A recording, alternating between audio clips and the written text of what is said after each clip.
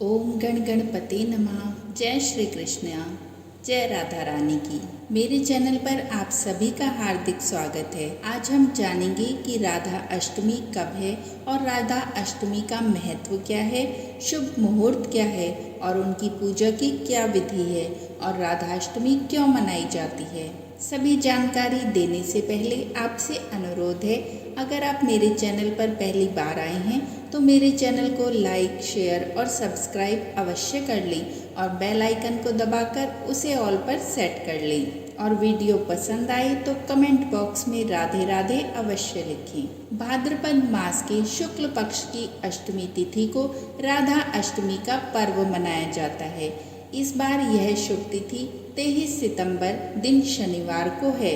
इस दिन रवि, सौभाग्य और शोभन नामक शुभ योग बन रहे हैं, जिससे इस दिन का महत्व और बढ़ जाता है। अब जानते हैं राधा अष्टमी का महत्व, उसकी पूजा विधि और मुहूर्त। कृष्ण पक्ष की अष्टमी तिथि को भगवान श्री कृष्ण का जन्म होता है और इसी तिथि की शुक्ल पक्ष में राधा रानी का जन्म हुआ था। राधा अष्टमी का पर्व कृष्ण जन्माष्टमी के ठीक 15 दिन बाद मनाया जाता है। हर वर्ष राधा अष्टमी का पर्व भाद्रपद मास के शुक्ल पक्ष की अष्टमी तिथि को राधा अष्टमी के रूप में मनाया जाता है। राधा अष्टमी का पर्व बरसाने, मथुरा, वृंदावन सहित पूरे ब्रज में बड़ी धूमधाम से मनाया जाता है। इस दिन ब्रजवासी व्रत रखते हैं और राधा रानी की विधि विधान के साथ पूजा अर्चना करते हैं। यह कहा जाता है कि अगर भगवान कृष्ण को पाना है तो राधा नाम का जाप अवश्य करना चाहिए, क्योंकि कृष्ण को पाना है तो राधा नाम जप करके ही पाया जा सकता है। राधा अष्टमी का महत्व क्या है, अब ये जानते हैं।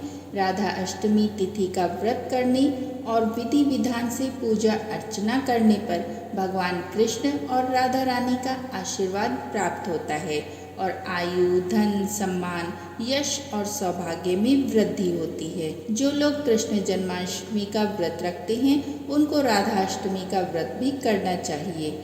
इस दिन व्रत और पूजन करने से सभी सुखों की प्राप्ति होती है और परिवार में सुख, शांति और समृद्धि के योग बनते हैं। राधा अष्टमी के दिन राधा रानी और कृष्ण जी की पूजा की जाती है। पौराणिक शास्त्रों में राधा रानी का महालक्ष्मी का स्वरूप माना गया है।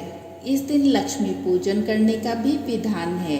राधा रानी को भगवती शक्ति माना जाता है और पूरे ब्रज क्षेत्र की वह अधिष्ठात्री देवी हैं।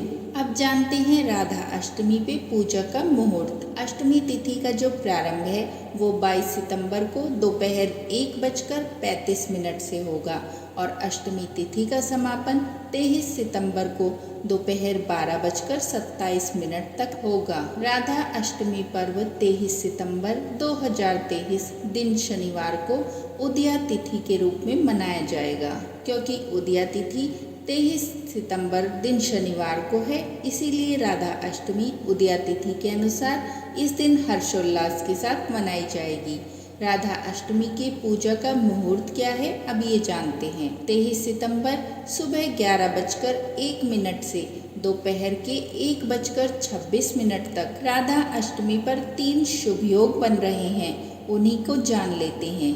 राधा अष्टमी के दिन कई शुभ योग बनते हैं, जिनमें इस दिन का महत्व और बढ़ जाता है। इस मुहूर्त में पूजा अर्चना करने से जीवन में सुख, समृद्धि और शांति प्राप्त होती है और सौभाग्य में वृद्धि होती है। राधा अष्टमी तिथि पर पूरे दिन रवि योग रहेगा। शोभन योग रात 9:30 बजे से अगले दिन तक रहेगा।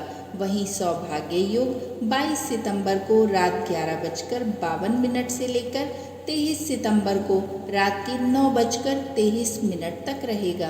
राधा अष्टमी की पूजा विधि क्या है, अब ये जान लें। भाद्रपद मास की अष्टमी तिथि को ब्रह्म मुहूर्त में स्नान आदि से निर्वस्त्र होकर साफ कपड़े पहने और व्रत का संकल्प लें। इसके बाद राधा रानी की पूजा आरंभ करें। इसके बाद मंडल बनाकर कलश स्थापित करें और तांबे के पात्र में राधा रानी की प्रतिमा स्थापित करें। प्रतिमा का पंचामृत से स्नान करवाकर वस्त्र आभूषणों से सुसज्जित करें।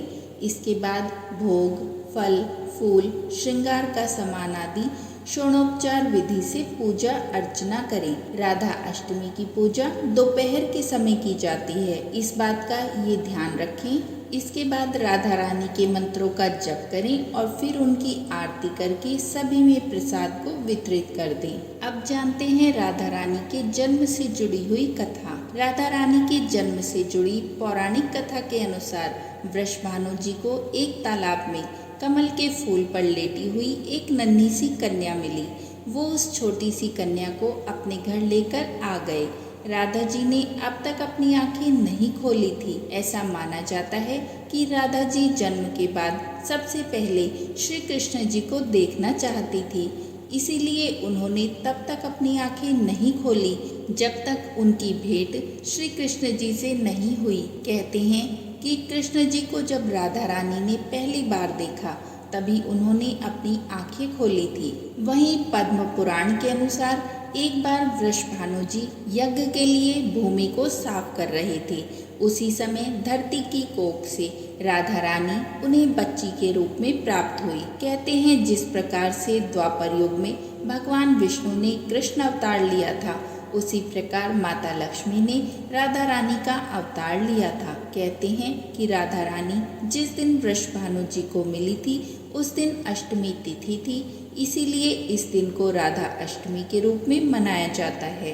राधा अष्टमी पर व्रत की जो कहानी सुनी जाती है वह इस प्रकार है। राधा माता गोलोक में श्री कृष्ण जी के साथ रहती थी। एक बार कृष्ण भगवान गोलोक में राधा रानी, एक बार श्री कृष्ण भगवान को गोलोक में राधा रानी कहीं नजर नहीं आई। कुछ देर बाद कन्हैया अपनी सखी विरजा के साथ घूमने चले गए। यह बात जब राधा रानी को पता चली तो उन्हें बहुत क्रोध आया और वो सीधे कन्हैया के पास पहुंच गई। वहां पहुंचकर उन्होंने श्री कृष्ण को बहुत बुरा भला कहा। राधा रानी का यह व्यवहार देखकर भगवान श्री कृष्ण के प्यारे मित्र श्री दामा को बिल्कुल अच्छा नहीं लगा। श्री दामा ने उसी वक्त बिना कुछ सोचे समझे राधा रानी को पृथ्वी पर जन्म लेने का श्राप दे दिया। राधा को इतने गुस्से में देखकर कृष्ण भगवान की सखी विरजा भी नदी के रूप में वहां से चली गई। राधा ने श्री दामा से श्राप पाने के बाद उन्हें राक्षस कुल में जन्म लेने का श्राप दिया।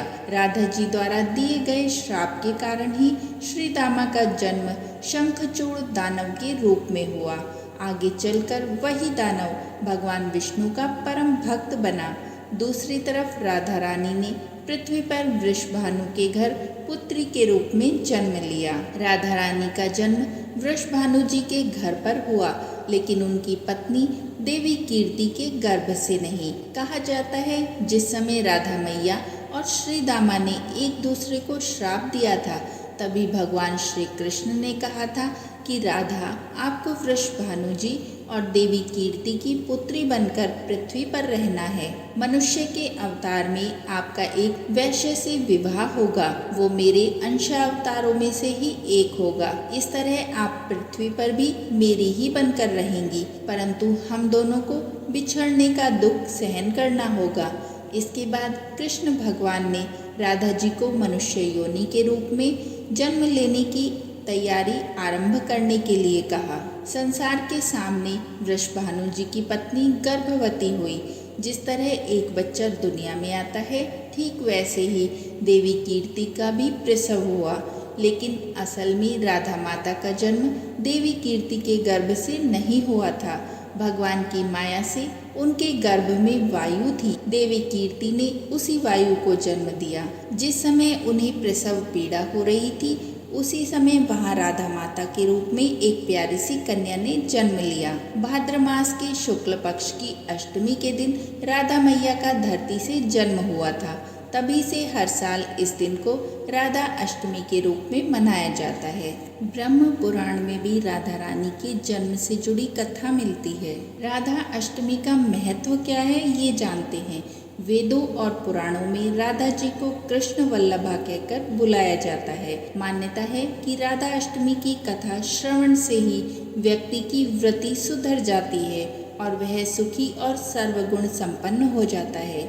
श्री राधा जी के जाप और स्मरण से मोक्ष की प्राप्ति होती है। यह भी मान्यता है कि श्री कृष्ण जी के साथ यदि राधा जी की पूजा नहीं की जाती है तो भगवान श्री कृष्ण उस पूजा को स्वीकार नहीं करते हैं। श्री राधा रानी भगवान श्री कृष्ण के प्राणों की अधिष्ठात्री देवी मानी जाती हैं। अतः श्री कृष्ण जी के साथ में श्री राधा जी का पूजन विधि पूर्वक करना आवश्यक है। तो इस प्रकार राधा अष्टमी से जुड़ी हुई ये छोटी सी जानकारी आपको कैसी लगी? कोई त्रुटि हुई है तो क्षमा कीजिए।